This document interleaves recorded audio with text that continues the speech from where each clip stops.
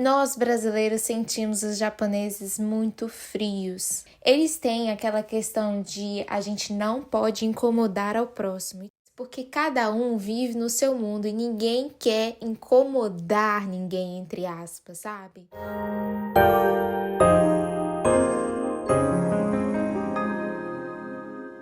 Olá pessoal, hoje vamos começar mais um vídeo da parábola explicada.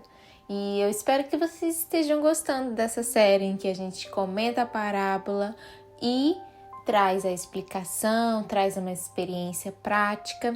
Se você estiver gostando, a gente precisa ouvir vocês, ouvir o feedback de vocês, como está sendo, se acha que poderia acrescentar ou tirar alguma coisa. Então deixa nos comentários e curta, compartilhe se você achar que isso vai edificar a vida de mais alguém e vamos para a parábola.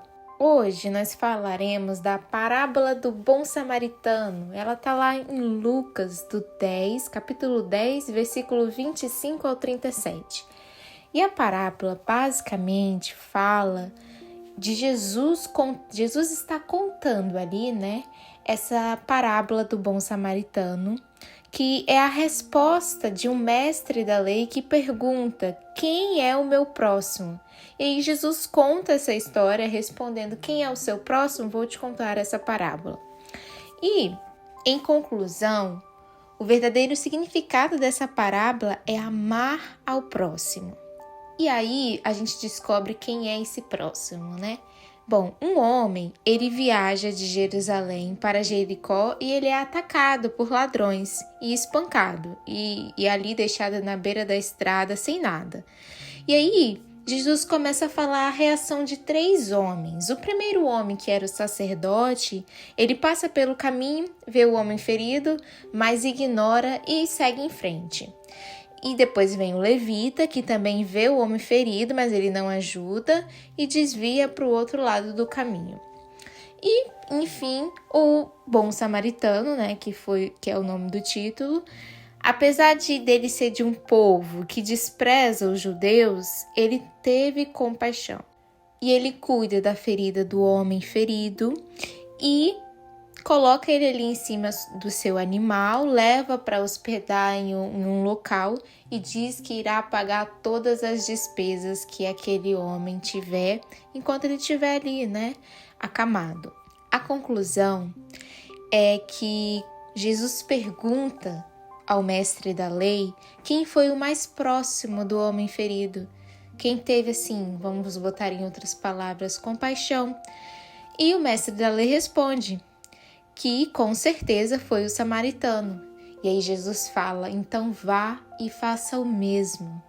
Entende? Quando Jesus fala vá e faça o mesmo, ele escolheu ali para explicar quem era o próximo, aquele que muitas vezes todos nós desvalorizamos, que passamos despercebidos como os levitas e os sacerdotes.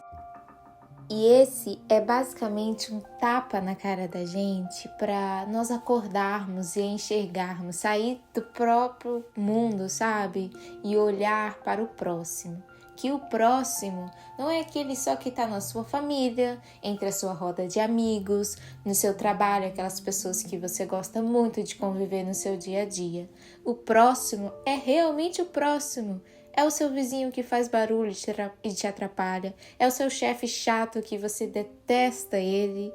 É aquela pessoa na sala de aula que você assim não suporta, que você simplesmente decidiu que não bate com a cara dele e não vai falar com aquela pessoa, sabe? Esses são os próximos. E morando aqui no Japão, eu percebi como é importante viver em comunidade, não só assim com pessoas que você ama, mas com pessoas que também você precisa aprender a amar.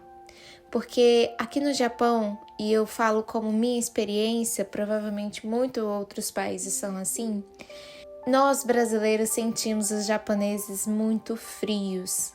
Eles têm aquela questão de a gente não pode incomodar ao próximo. E tudo bem, isso é legal, porque, por exemplo, quando cai alguma coisa no chão, alguma coisa que não tenha muito valor, né, tipo dinheiro e celular, Normalmente, se você deixar um lenço cair, aquele lenço fica ali por bastante tempo. Ou eles apoiam num cantinho para, se a pessoa passar de novo, ela conseguir achar. Porque o que não é meu, eu não mexo. Tem esse pensamento. Mas ao mesmo tempo, enquanto eles pensam assim, que tem esse lado bom, existe o lado ruim, onde cada um se isola no seu mundo. E aí, quem sofre mais são aquelas pessoas que são rejeitadas pela sociedade, não são aceitas ali por causa de alguma deficiência, alguma imperfeição que as pessoas colocam como imperfeições, e pessoas que passam necessidades, porque cada um vive no seu mundo e ninguém quer incomodar ninguém, entre aspas, sabe? Uma coisa que é muito interessante para a gente ver como cada um vive no seu mundinho, principalmente quando tá ali com o seu celular, é que quando você anda pelas estações, em alguns lugares, tem placas dizendo: olhe para frente, pare de andar olhando para o celular, porque é uma coisa comum as pessoas andarem mexendo no celular e não olhar para frente. Ninguém olha para o próximo. E olhando essa situação, vendo essa situação, eu percebi que como nós precisamos tirar a cara do celular, tirar a cara do nosso eu, do nosso próprio, assim, sair da nossa zona de conforto e aprender a amar ao próximo, pessoas que estão ao nosso lado. E a minha mãe, às vezes, ela conta que fui numa clínica no Brasil, né? Fui numa clínica e conversei com a secretária, e eu na mesma semana tinha passado pela experiência de ir até uma clínica aqui no Japão, e assim, ninguém fala com ninguém, é um silêncio, e assim, nem TV tinha, né, pra você ficar se distraindo ali na TV, todo mundo no seu celular, no seu mundinho, nem um bom dia, nada, ninguém fala com ninguém porque eu não posso atrapalhar aquela pessoa. Então, essa coisa de eu não posso atrapalhar geram pessoas frias, principalmente com estrangeiros, né? Porque eles acham que a gente não entende eles, então é aí que eles se fecham mais ainda. E você sente essa barreira na comunidade.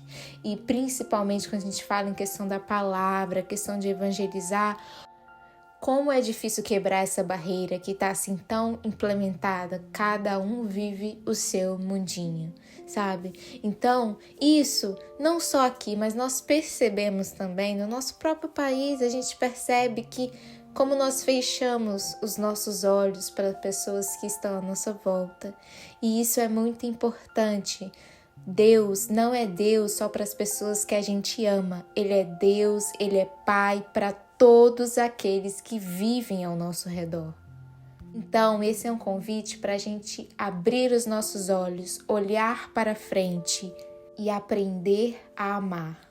Porque, como o próprio Jesus disse, a vida eterna não vem por amor somente a Ele também é necessário, a Cristo, a Deus, mas também pelo próximo. Se você está amando Jesus, né? Se você diz que ama Jesus, mas não ama o próximo, você não faz nenhum dos dois. Se nós não fazemos isso, não teremos a vida eterna. Então, pare para refletir em como tem sido a sua forma de amar ao próximo. E essa é a parábola de hoje. Eu espero que você ame mais, que nós possamos nos amar mais. E aí sim, nós agradaremos ao coração do Pai. Amém? Lembra de curtir e compartilhar se você gostou dessa parábola. E eu te espero na próxima história.